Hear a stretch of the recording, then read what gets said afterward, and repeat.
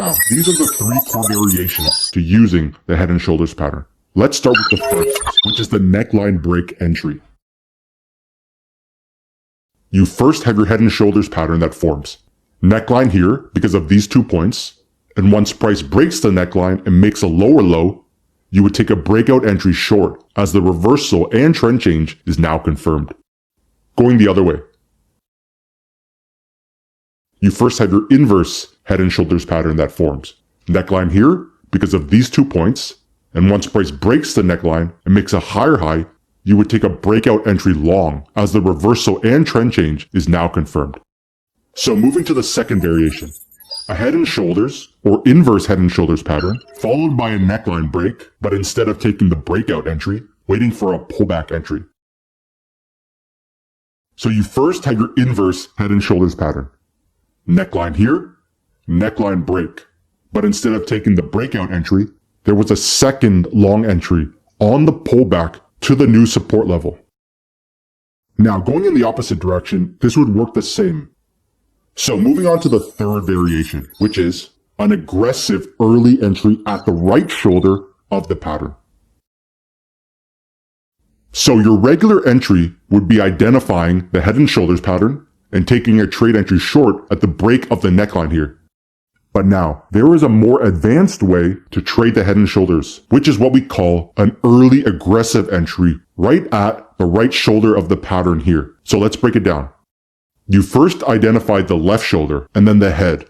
Now here's the key. The left shoulder here already makes a resistance level, so you would have had it drawn in and extended out. As price comes back up to this resistance level, you would wait to see if you would get candlesticks forming at the level created by the left shoulder, which you got through the multiple long wick candles forming at the level. Then, at this point, you would look inside of this area to look and see if you get any form of price action that signals a trend change to confirm that this right shoulder has completed. So let's pull up a lower time frame, specifically the 4-hour time frame, and put it beside this one. On the left is the daily time frame we just looked at, and on the right is the 4-hour time frame of the same asset. This resistance level here is this same resistance level here.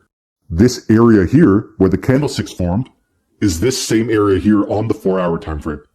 Now, on the 4-hour time frame, you had a perfect descending triangle pattern that formed right at the right shoulder and resistance level from the higher time frame.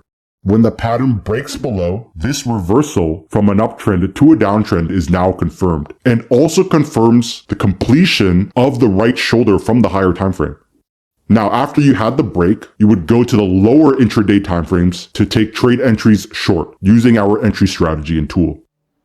So before we continue, don't forget that there is an over 100-page patterns trading guide that works in combination with this video and goes through every small detail, including exactly where to enter and exit.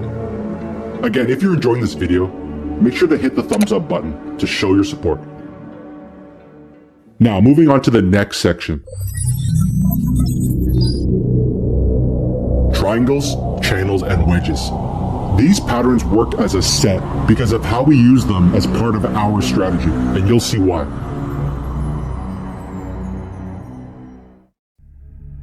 So let's first go through the 3 core patterns, starting with the triangle pattern.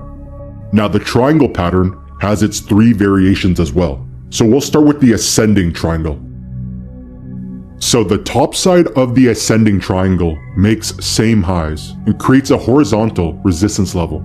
The bottom side of the pattern makes higher lows and allows for an ascending trend line to be placed. This pattern then forms in both bullish and bearish markets. The bullish ascending triangle starts with an uptrend, followed by the pattern formation. The bearish ascending triangle starts with a downtrend, followed by the pattern formation. So next, the descending triangle pattern.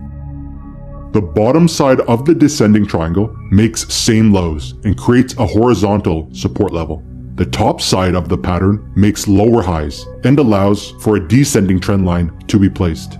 This pattern then forms in both bullish and bearish markets. A bullish descending triangle starts with an uptrend, followed by the pattern formation.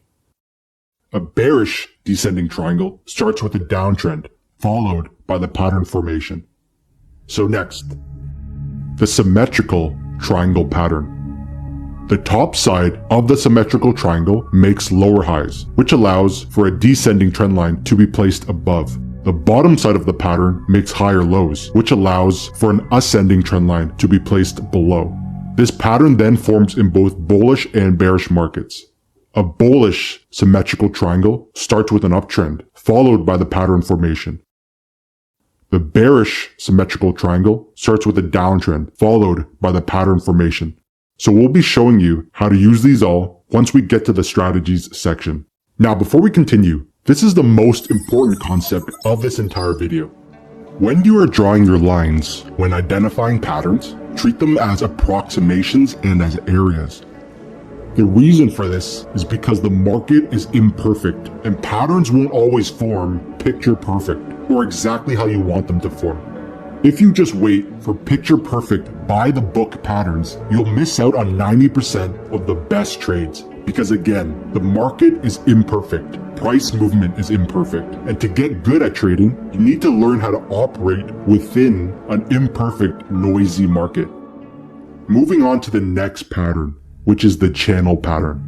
Now, the channel pattern has 3 variations. Let's start with the first, which is the ascending channel pattern. So the top side of the ascending channel makes higher highs, which allows for an ascending trend line to be placed. The bottom side of the pattern makes higher lows, which also allows for an ascending trend line to be placed. The 2 trend lines are parallel to each other and are both in an upwards direction. This pattern then forms in both bullish and bearish markets. A bullish ascending channel starts with an uptrend followed by the pattern formation. A bearish ascending channel starts with a downtrend, followed by the pattern formation. So next, the descending channel pattern. The top side of the descending channel makes lower highs, which allows for a descending trend line to be placed. The bottom side of the pattern makes lower lows, which allows for a descending trend line to be placed. The 2 trend lines are parallel to each other and are both in a downwards direction. This pattern then forms in both bullish and bearish markets. A bullish descending channel starts with an uptrend followed by the pattern formation. A bearish descending channel starts with a downtrend followed by the pattern formation. So next, the horizontal channel pattern.